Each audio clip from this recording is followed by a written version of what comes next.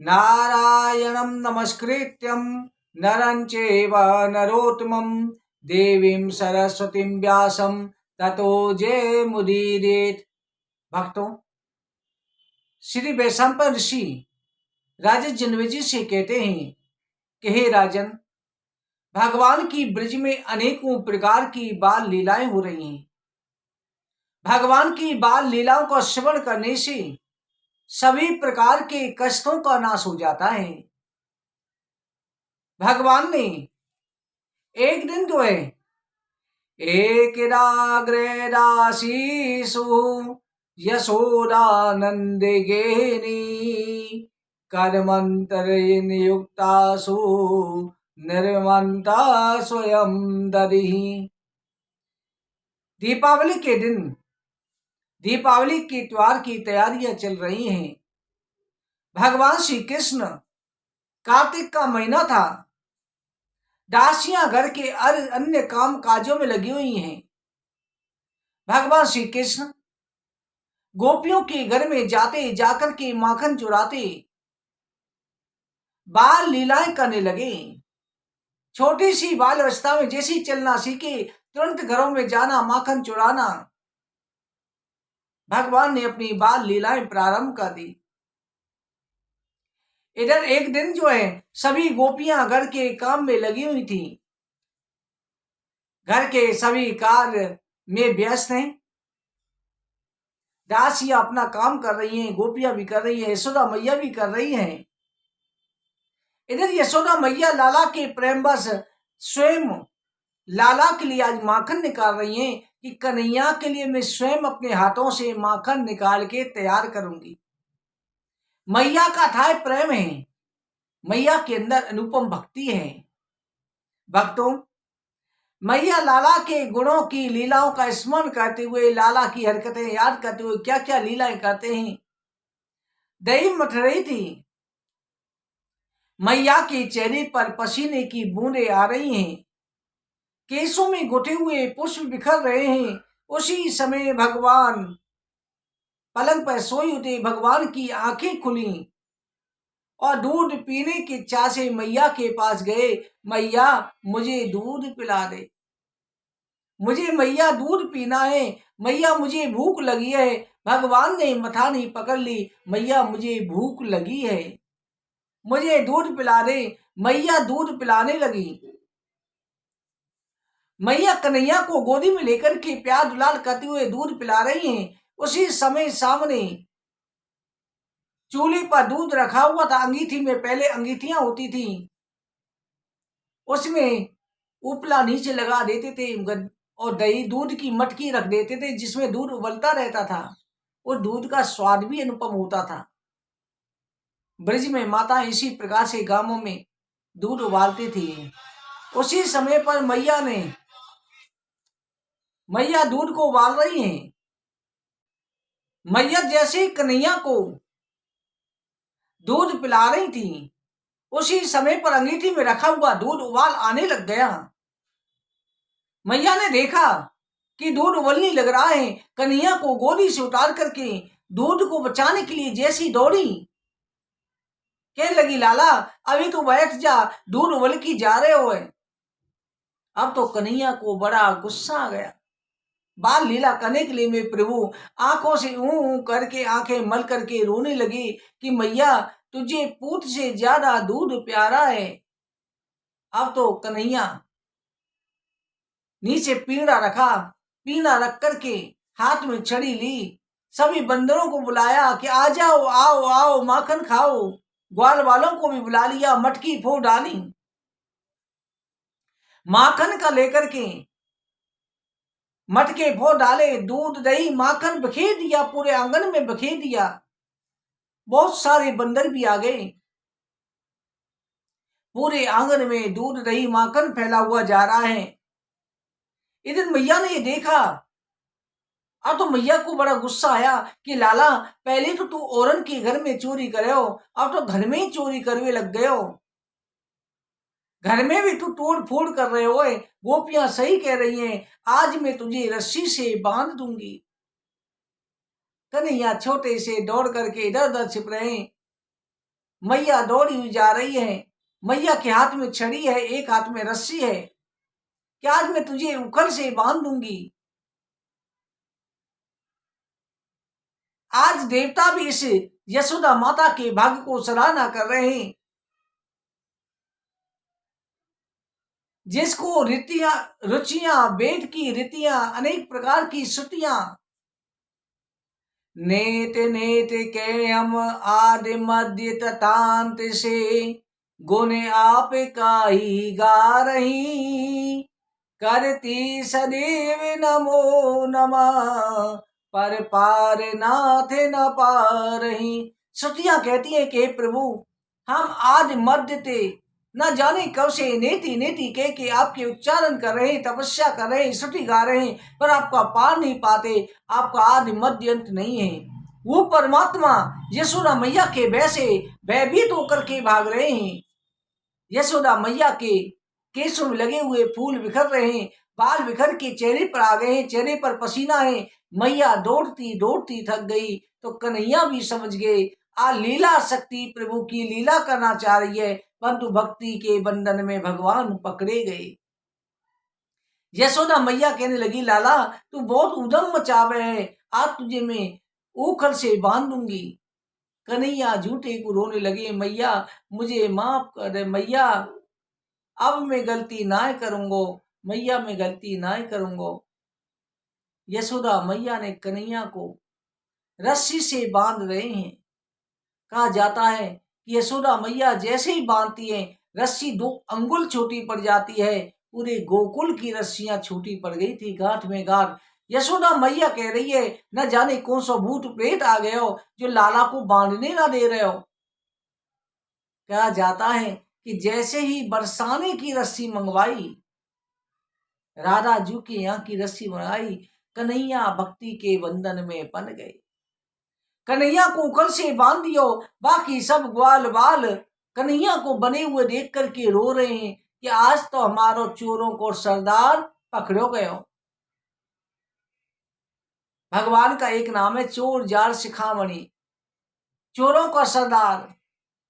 भगवान ने ये मंडली भी बना रखी थी। भगवान पकड़े गए, उखल से बांध दिए।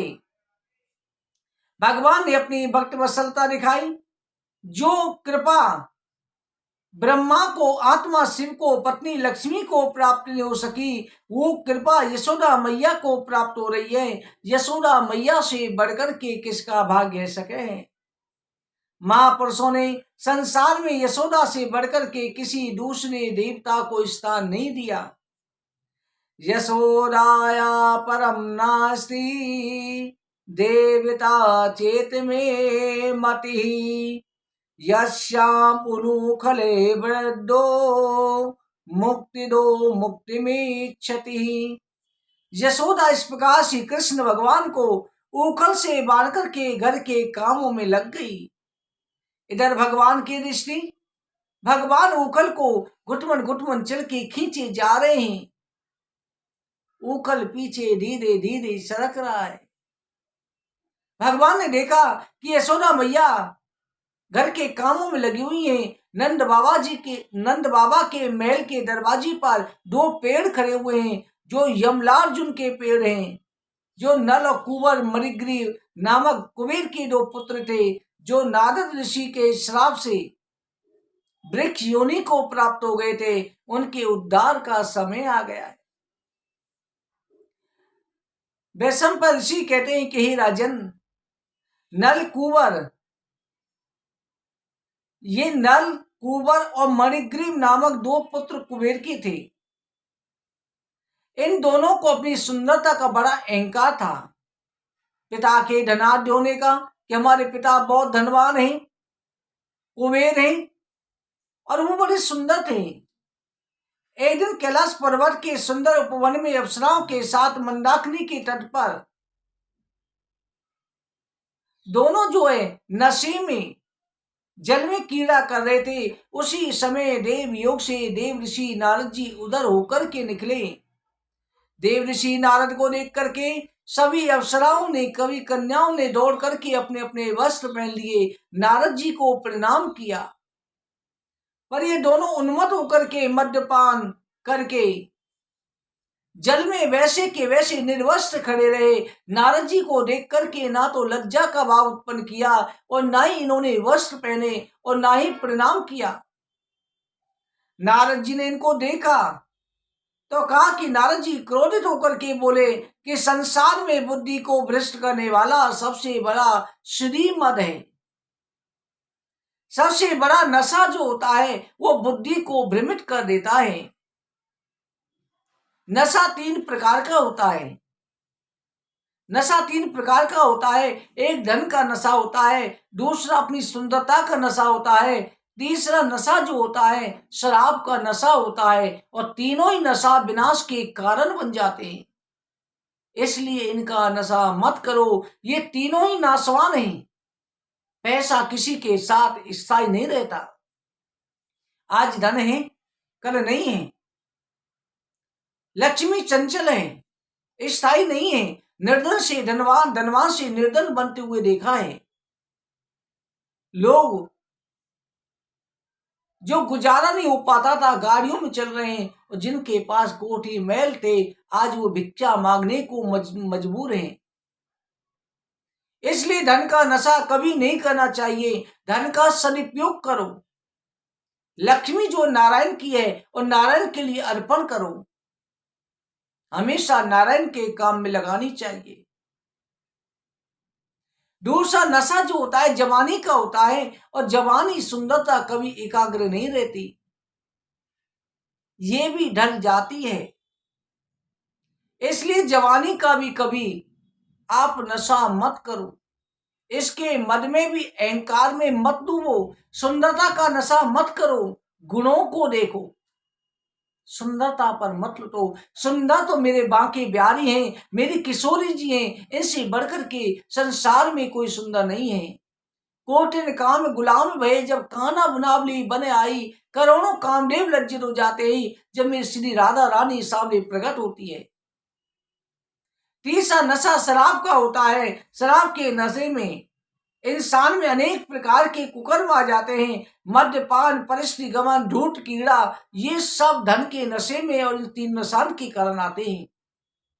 जिसके पास में पैसे का अहंकार आ गया, जवानी का आ गया, वो प्राणी शराब अवश्य पिएगा, वो प्राणी जुआ अवश्य खेलेगा, वो प्राणी जो है धन के नशे में जिसको अहंकार आ गया, अभिमान आ गया, परिस्थिति गमन अवश्य करेगा।